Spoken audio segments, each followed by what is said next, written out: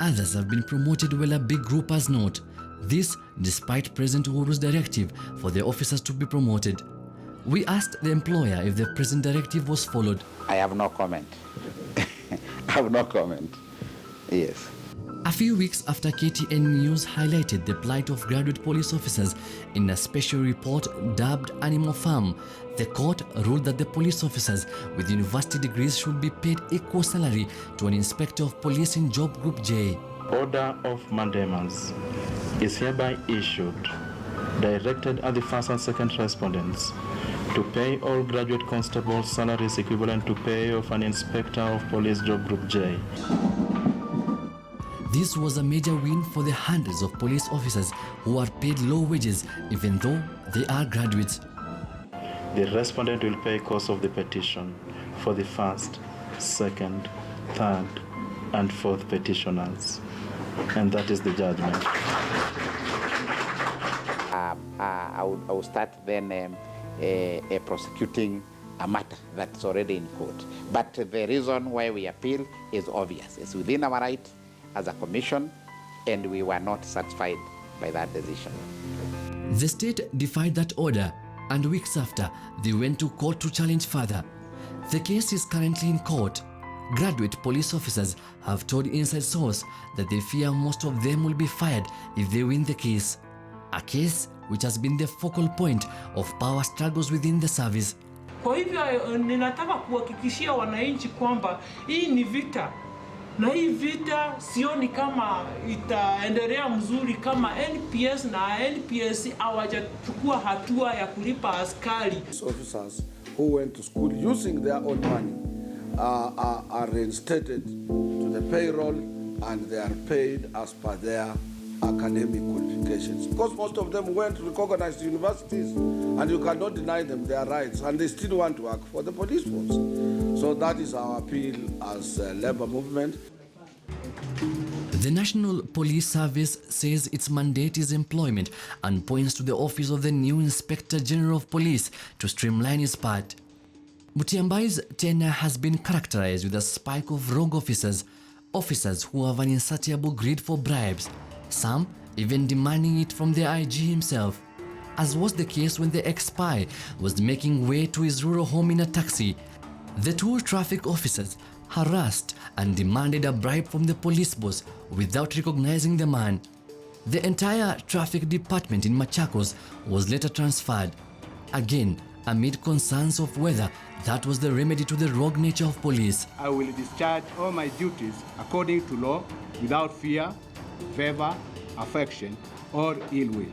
So help me God. The third Inspector General, a former counterintelligence expert who has been trained in Israel and the United Kingdom.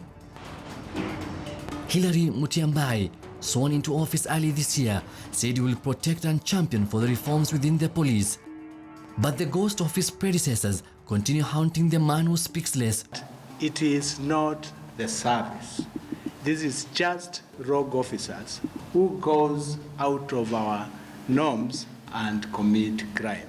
The assurance I'm giving to you, we are strictly bringing those indisciplined officers into record. As the power struggles continue, at Ruiru police station, a police officer commits suicide. Constable Samuel Mudhoka used a rope to hang himself in his house. Constable Mudhoka had received paramilitary training and was a driver at the station. His boss says Mudhoka did not look like a troubled soul. But sources close to the police tell inside source, this is the second case at this station. Another officer took his life allegedly after his seniors recalled him from leave, denying him permission to take his child to school. The number of suicide cases within the police continue increasing. Disorders in police profession and discipline service is not unique to Kenya. World over, visit countries and ask police officers what are your challenges. Yes, you can get stressed. Sometimes they deal with very difficult situations, yeah, in the course of serving and producing security for the mwananchi. And in that, there is no one else who can do. There is no one else who can do. It is only those who are trained and qualified. We have the police service standing orders. 90% of the officers serving the National Police Service has not seen that document. Yet they're supposed to follow the guidelines of the service standing orders. Okay? So how do you follow what you don't know? The number of suicide cases within the police continue increasing. At Umoja police station, unfortunate incident, we really are condemned to have happened the way it has happened. Though they don't share any backgrounds the same, the other one was different from this one. But again, we condemn that. We condemn that. A police officer shot himself in his house on an early morning.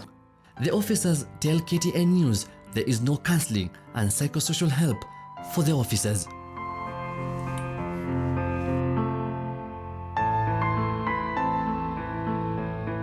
As the rogue officers and the redeemable acts of theft, murder, and suicide increase, just recently, the president became a whistleblower in what was seen as corruption inside the service.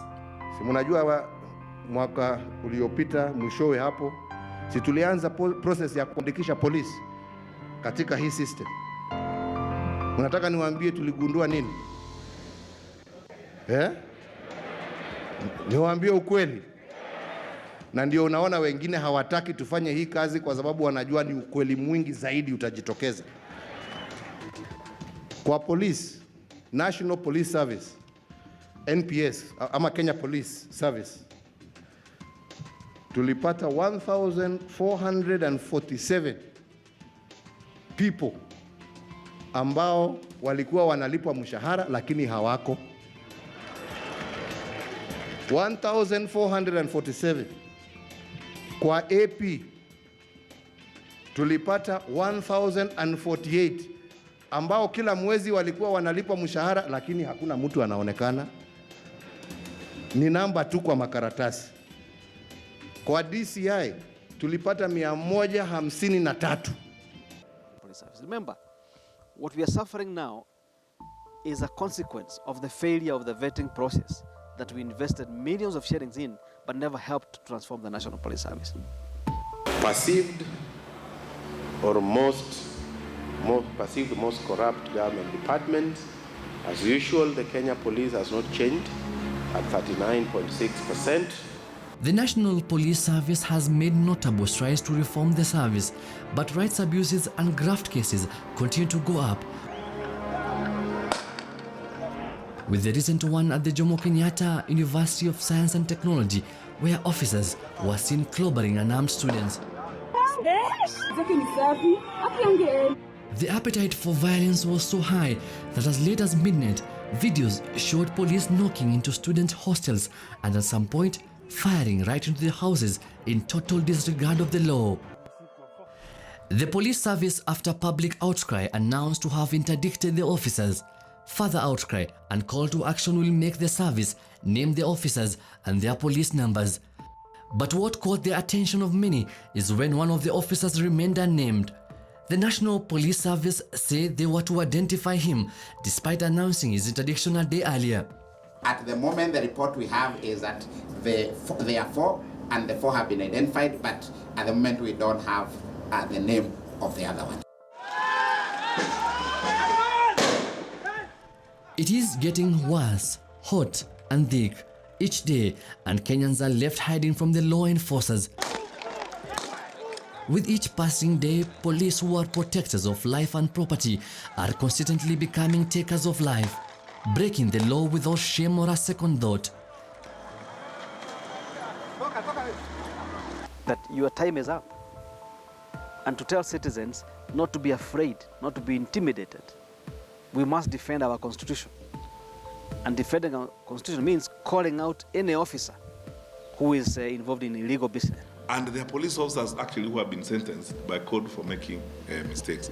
But that does not mean that we have a policy as a government to hurt our people. Because we are a government only if and because we serve our people. The police officers were asked, and they asked Jesus, what shall we do, we police officers, to see the kingdom of God? And you know the answer they were given? Be contented with your salary. So it has an old, long history. If Jesus had a conversation with a police officer and that was the answer, who am I as a chairperson? I give you the same answer. Be contented, police officer, be contented with what we are paying you. It is not me, it is your conversation between police, a colleague, and God. The police watchdog IPOA, which many have said has failed to bite following wrangles inside the authority. With weak investigative powers, analysts say police reforms will remain just that, a document. Hussein Mohammed, KTN News, Inside Source.